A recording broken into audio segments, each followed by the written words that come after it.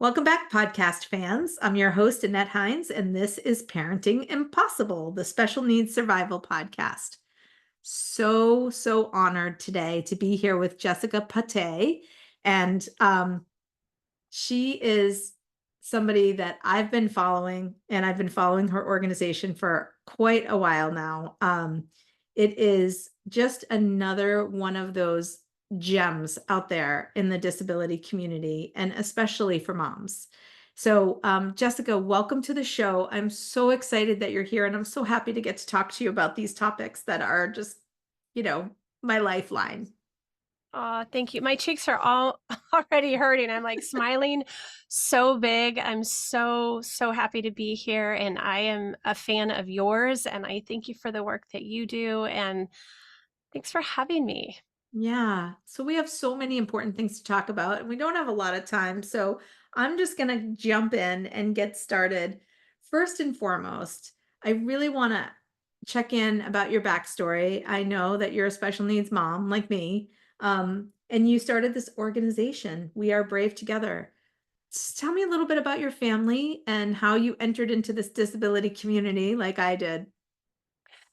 Sure. So I've been married to my husband Chris for 27 years, and we have three kids in the adulting-ish stage. My oldest is 23, and Ryan, who's the one I say made me a caregiver, is 21, and Kate, my youngest, is 18. So I am in that stage, and I have to say I do enjoy it quite a bit. Yeah. Ryan was diagnosed with Prader-Willi syndrome when he was 5 weeks old. So we are very grateful that he got an early diagnosis. Mm. It's a rare disease. It's Yeah. it's complex. If it makes the news, it's because there's an insatiable food drive that kicks in childhood. So kids and adults with the syndrome don't feel full. Mhm. Thankfully, Ryan doesn't say all day long, "I'm hungry, I'm hungry." But we do have to live with a locked kitchen. Mm. And because it's life threatening, kids and adults will just, eat themselves until they want to try to feel full and they can't, and they'll just go at it, and it's dangerous. And so we've had to live with a locked kitchen since Ryan was 13. And the food drive definitely plays a part in our everyday life and kind of overall things in the family and decisions we make as a family, decisions that Chris and I have to make. And there's also behaviors and anxiety, and Ryan is affected cognitively as well. So thankfully, medically, he doesn't have a lot going on. There are some that do have a lot of medical complications, Yes. but Yeah. right now, we're doing okay in terms of that. I think his biggest medical issue was scoliosis, and he had to have spinal fusion in Mm. 2019. But wow, he sailed through that like a champ. It was Wow. shocking, actually. That's so scary. I remember all the surgeries that we've been through, and it's so scary. And I do have many connections in the Prader-Willi world. Mm. And so it is something that impacts an entire family for sure, not just the primary caregiver. I really enjoyed your podcast that you did a couple of years ago with Effie Parks. She has a great podcast called Once Upon a Gene. And so you talked about the sibling experience. This is something that's near and dear to my heart. So before we jump into the organization in the book, can I just ask you a little bit about that? And I know this is a passionate topic for you as well. It is. I would love to answer any question. So basically, the I'll just tell you my little story. I first recognized that I had to be mindful of my second daughter's sibling experience when she was so little, like maybe 6, and she was always with me on the weekends. I didn't have caregivers. And she was watching me do 2 hours of care to get ready to go out, between, changing clothes, bathing, giving medications, doing a G-tube feeding. And she asked me, Mom, when am I going to have to change Elizabeth's diaper? And I like just froze. I was floored by the fact that she was already processing this. And so I knew that I had to really start thinking about her experience as a sibling. And I didn't Mhm. really even know how to get started. I couldn't find any resources. There weren't any organizations or groups or anything. I know that's changed a lot now. What was your first thought about how is this impacting, my other kids? Well, I think what brought it to the forefront for me was a book that somebody had given me called Nobody's Perfect by Nancy B. Miller. And there was a chapter on siblings. And so it planted a seed in my mind, in my heart to really consider the siblings. Mhm. And it was either in that book or somewhere else that I had read that everything that you feel as a parent, the siblings feel as well. Wow. And so, I mean, honestly, I was so afraid during, the last 21 years about the impact that it Yeah. was having on Luke and Kate because, I became so incredibly anxious and Ryan was a ball of anxiety and behaviors and aggression. And there were times we had to restrain him. There were times that Luke or Kate participated in that, which I wish they never would have had to. Yeah. Um, the last 5 years, I would say Ryan is much, much less aggressive, thankfully. Um, and it wasn't even as extreme as the stories that I've heard from all the moms that I have the privilege of talking to. And still, that is a very traumatic growing up experience. One, you have a child who takes up so much time, energy, and attention. Right. And then when everyone is having to walk on eggshells not to trigger that child and trigger potential aggression, that's a really tough way to grow up. So Yeah. I I definitely worried and worried and worried, have worried. I think because we've done family therapy, because we've had a lot of talks the last few years, I Mhm. feel I want to say I feel better because there's been a lot that's put out on the table Mhm. and I know that they carry their own PTSD, and I wish I could take that away. Yeah. And they are compassionate, they are patient, they are loving, they are Ryan's cheerleaders. Luke went to something today and he brought something home for Ryan that he knew Ryan would love and appreciate. So, Mm. even despite the fact that, yes, he is scarred and it has been traumatic at Mm. times in our family, he has this love for Ryan and this And do you kindness. think that that openness and that open communication with your kids really, helped protect them from even further scarring, that you left the door open for them to be open with you about how they were feeling? Well, I thought I certainly did. And I learned that, during family therapy, when things came out, they were really honest and said, Mom, you weren't as good a listener as you think you were, and you didn't Oh, validate enough. You didn't validate our feelings enough. I thought I was allowing like all feelings are welcome here kind of yeah. table. And there were some instances that stuck with them where I was expecting them to be grateful that they weren't disabled or as affected or Mhm. grateful for the experiences that they were going to have, that they had the privilege of having. And, in comparing to what Ryan's life was going to look like or does look like. So you have to listen to those things that stick in your children's minds and hearts, even though I know my husband and I were very intentional. Yeah. We did one-on-one dates. We do trips without Ryan.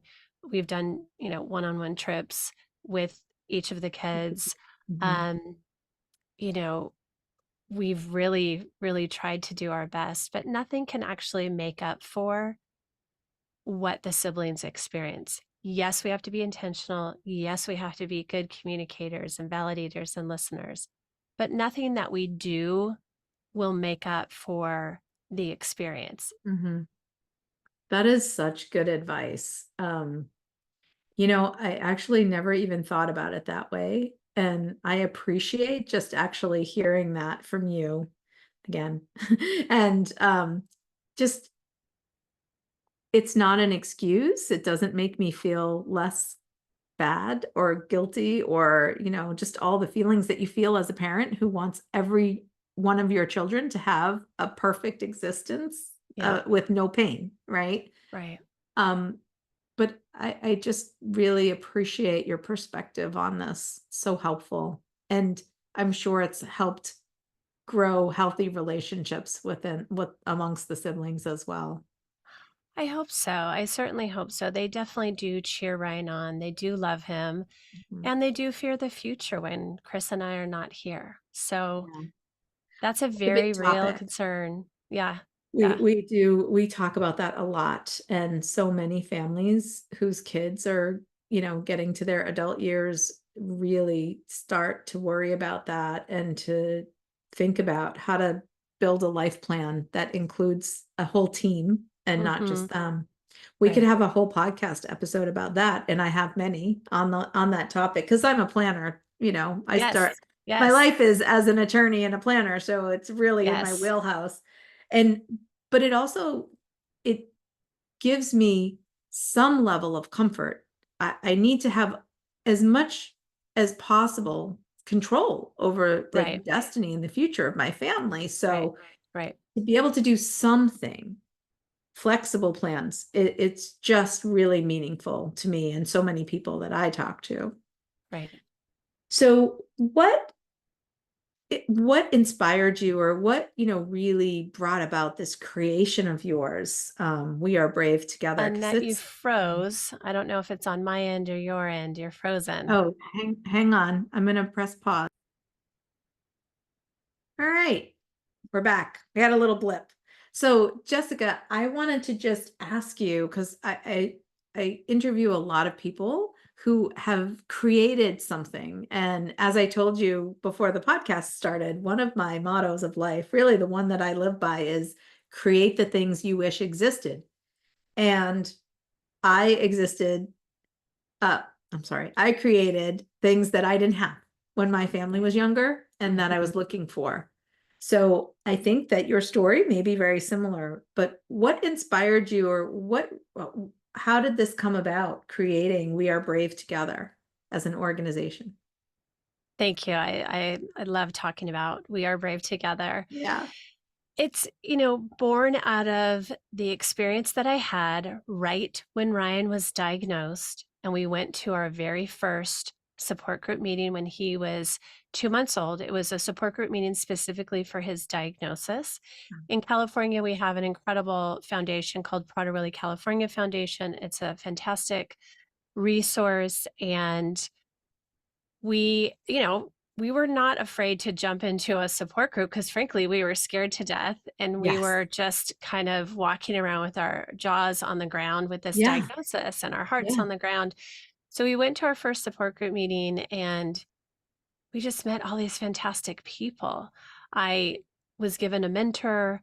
I met all these parents who we just bonded with right away, and I love we that. we I jumped into love community. that mentor idea that I know you carried forward in your organization. I love that. I wish I had had that. Well, just having somebody to call me and say, "Guess what? I'm your mentor mom, and I'm here, and you can ask me anything, and I'm here to walk with you, and you're not alone." That I exhaled so much anxiety and fear because I had somebody who was ahead of me in the journey about 5 years. Yeah. She had a son with Prader-Willi syndrome. I had somebody I could access at any time, somebody Yeah. who actually lived within 20 minutes of me, which was Amazing. shocking to me. I'm like, Amazing. "Wait, this is a rare disease. How are you 20 minutes away from me?" So Yeah. community and connection saved me. This is a phrase that I say all the time. And so my husband and I are very social people. It was easy for us to jump in. We did not hibernate. We did not stay at home afraid to reach out. We were just, like I said, so afraid. What are we doing? What is this all about? We jumped in, we found our people. And Mhm. then again, when Ryan entered the school district at age 3, we found families in our school district to navigate that whole piece of life, who we bonded with, who we spent time with, and it was cemented how critical it is to have people who have similar experiences Right. in your life. I always say girlfriends who get you are sacred and mandatory. We have to have other parents who are parent caregivers Yes. who know what this is all about because they get it. They understand. You don't have to over explain. You don't have to apologize for your feelings or your fears or your what ifs or wherever you are in the grief cycle.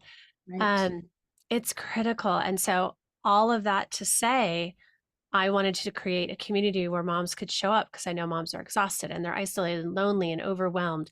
So if Mhm. I created something where they could just show up and they could find their people, then I have given something to moms. And I knew for years I wanted to do something for moms. I just didn't know what it was. And then it became very clear that I wanted to start a nonprofit, that we would have support groups, and that we would put on weekend retreats to give moms a break. That's where we began. Amazing. What year was that? 2017. Wow. It's been that long? It's been that long. Wow. Yeah, we're That is 7 so years cool. old. And Thank how do you you. find the energy to do all of that? Because, you have huge responsibilities. I think because it's my baby, because I am crazy passionate about what I've started, Mm, and I want to see it grow, and I want to reach more and more moms. And I have received so many messages and mm, emails and text messages and DMs and all of it through the years. Thank you, thank you, thank you, thank you. This is a lifeline for me. yeah. Thank you. And that fuels me. That fuels me through I was gonna say P- that. P&L It does. reports, which I hate. You know, it gives me, the courage to keep asking people shamelessly for money and to continue fundraising so that we can grow. We've Mm. grown from offering one retreat a year to 10. That's Wow. only because of, well, I have a fabulous team. I have a fantastic board and the generosity of others to help us grow and expand everything that we're trying to do. We have connection circles, which is what we call our support groups all Yes. over the United States. We have more that are, on the rise. And this is all due to donors. This is all to everyone behind the scenes. It's not just me. You might see my face a lot on Instagram, but I've got a whole team of people Mhm. making this happen. And our mission is to preserve and protect the mental health of caregiving moms. Uh, And I won't stop. It So is so needed, so needed. And we're gonna talk about your project, the book that you put out. But I want to tell everybody where they can find you. So, I started following on Instagram and Facebook. That's where I found you first. And then I went to the website. So the website is beautiful and amazing. And you really have to check it out. It's www.wearebravetogether.org, not com, org. And you want to go there. She's not kidding. Her board is fantastic. These people are just incredible humans. And I am just in awe of everything that you're doing. I had, personally thought about starting a nonprofit. It's tough and you can't do everything. But Jessica kind of does because she put this anthology book together that we're going to talk about next, but she's also got a podcast, Brave Together, cool podcast. Check it out. It's on Apple and any other place you find your podcast. Which reminds me, I need to go in and give you a 5-star review on that. Um, Great thank you. podcast. Thank you. And she goes on other people's podcasts like mine and the podcast that I heard her on, Effie's podcast. And and then you took this another step further and you decided to create this anthology, which is a collection of stories. And I told you before we started this interview that I haven't got through it all because it's hard. There's a lot of emotions came up for me. I mean, the first chapter, the first story that you let off with from Andrea Torres, I started bawling. It took me right back to that space of just, I felt like nearly broken again. But it's so important. It can't be all happy, fluffy stories about how God never gives us anything more than we can handle, and, our life just looks amazing. And, Right. how do you do it all, Annette?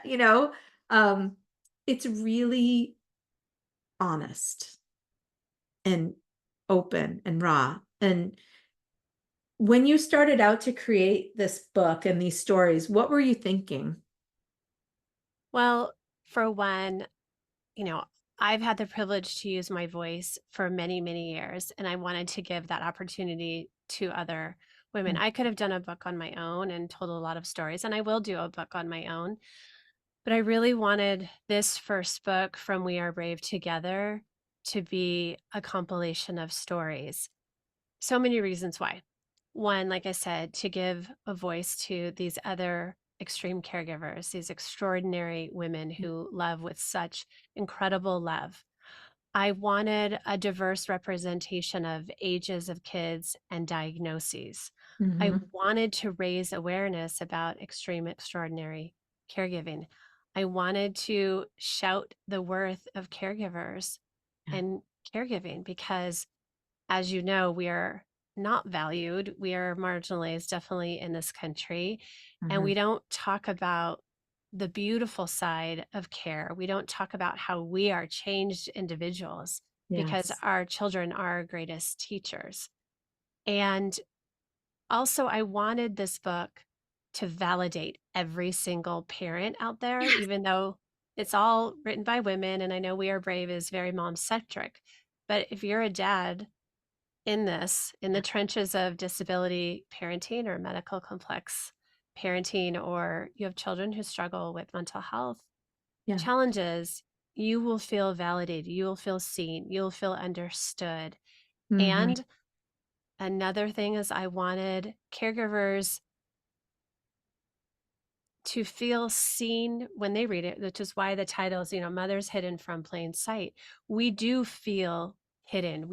You put on a smile and a brave face and a cute pair of jeans, and everyone's like, wow, you're a great mom, and a little right? side pony, And a little side pony, and a little bit of lipstick, Yep, and people think you're just cruising along. And so I wanted it to be a book that had a balance of the hope and the hard that we shared yes, honestly, because I'm all about truth telling. yes, Um, and lastly, I wanted it to be a book that caregivers could give friends and family because this is my theory, not a psychologist, but I love psychology.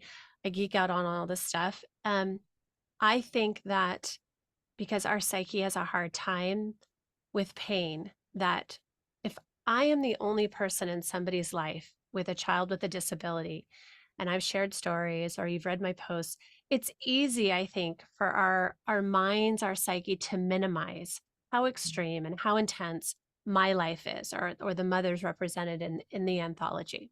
sure. But you read 22 stories and all of a sudden your eyes are open, your heart is open. You are so touched. You can't go to the place of not knowing once you've read 22 stories. You can't minimize the impact. You can't minimize what is on our plates as caregivers Yeah. and parents. It's so important for us to have allies in the Yes. not in the disability community, and Yes. beyond family and friends who really love us, like, getting this out there is, and it's why I wrote my book too, it's so important that people follow along these journeys and really understand what they can do for people who live in their community. We Right. are all part of this community. I love your connection and commitment to community. It's Thank you. amazing. Thank you. So important. Um, so what have you learned in doing this book and sharing all these stories? What have I learned? Yeah. That is a great question. I don't think someone's ever asked me that specific question. What have you learned along the way of doing this? I've learned it's a lot of work to It's a promote lot a of work to book. write a book or to edit a To book, yes. Yes, I mean, we had a team, so it wasn't just me.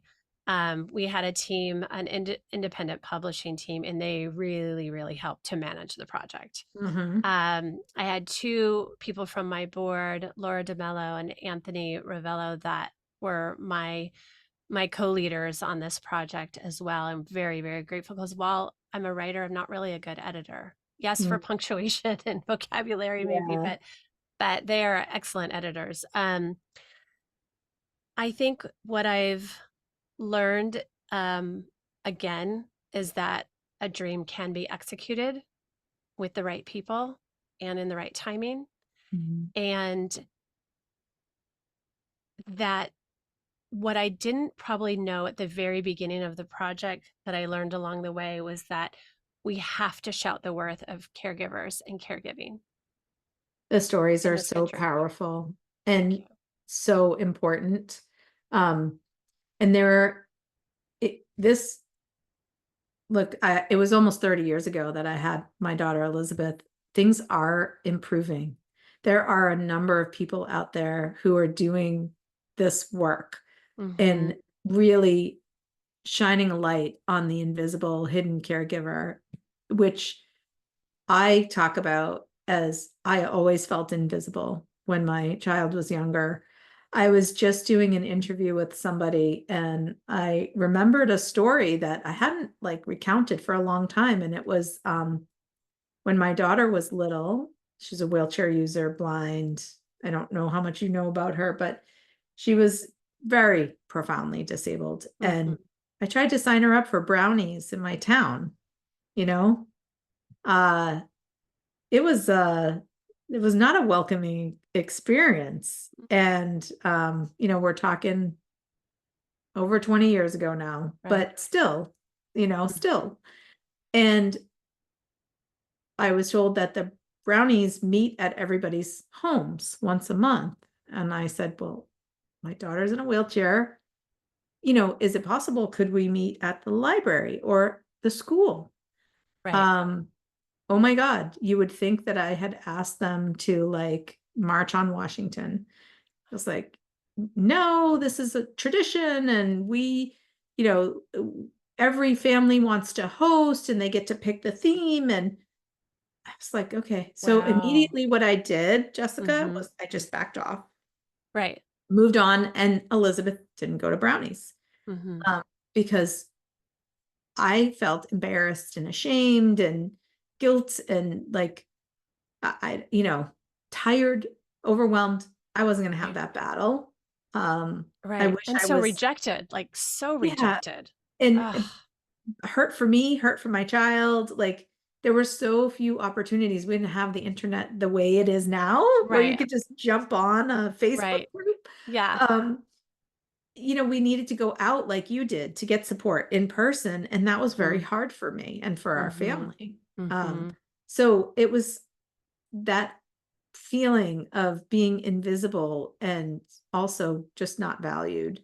Um, like Brownies is going on without Elizabeth and they don't care.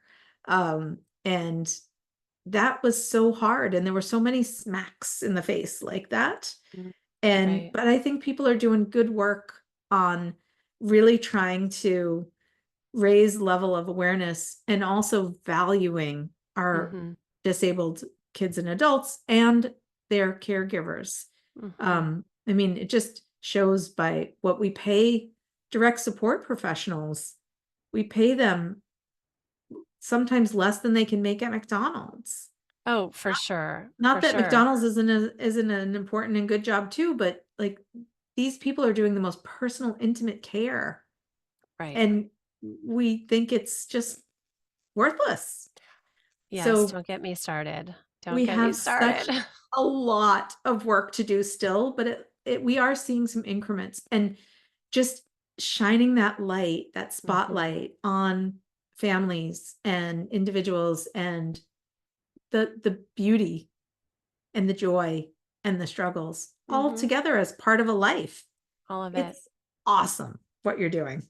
Thank you. Thank So you. the book It's is really great.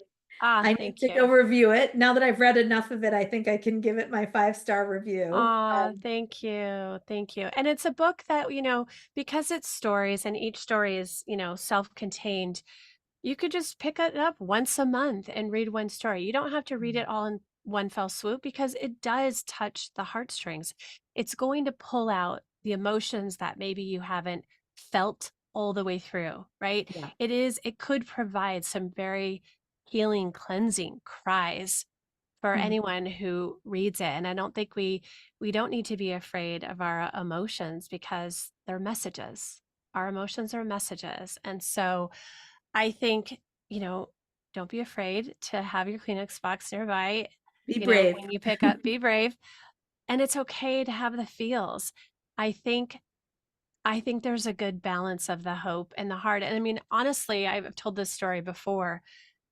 When I got the first manuscript to read, I put it away for 2 weeks. I was afraid that what if all the stories came together and it was just sad and more sad. And Yes. actually, I was just so thankful that there was a really good balance, and you Balance. see the strength and you Yeah. see the resilience. It's so empowering, like, "Oh, I remember so and so, and I remember so and so," and it's just it will energize you, I think, if you allow it.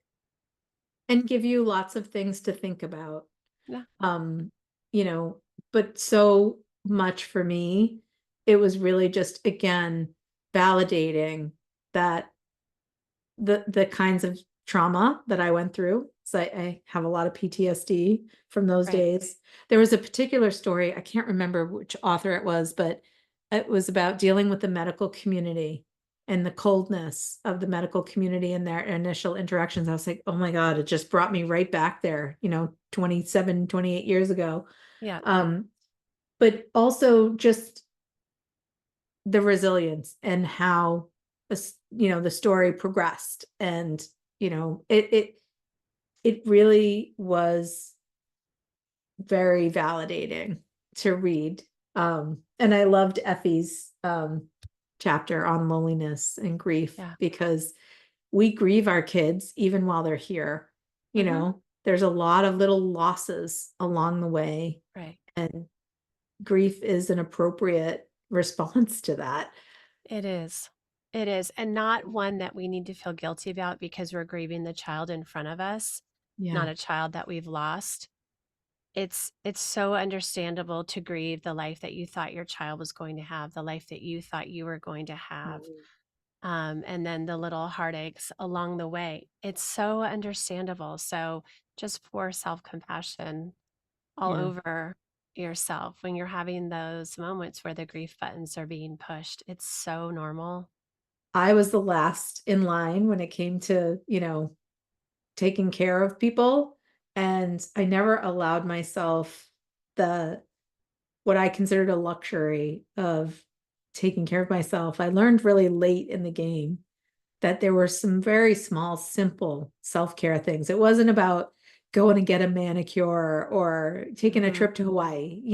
For me, it was about getting out for a walk with my dog and having some time alone, you know. Yes. Yes. Um, if I had $1 for every person who told me to take a bubble bath with a glass of wine, like, okay, that might work for some people. That was not for me. Like, we're all on our own journey Mhm. of what fills our cup back up when we're empty.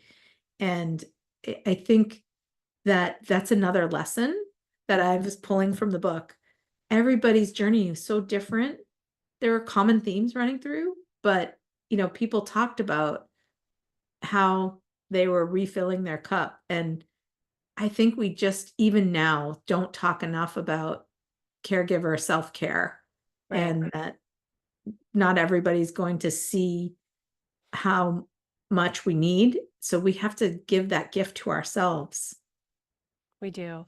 I think we absolutely must prioritize our mental health, which is again why I started We Are Brave Together, Yeah. to give moms permission to take care of themselves.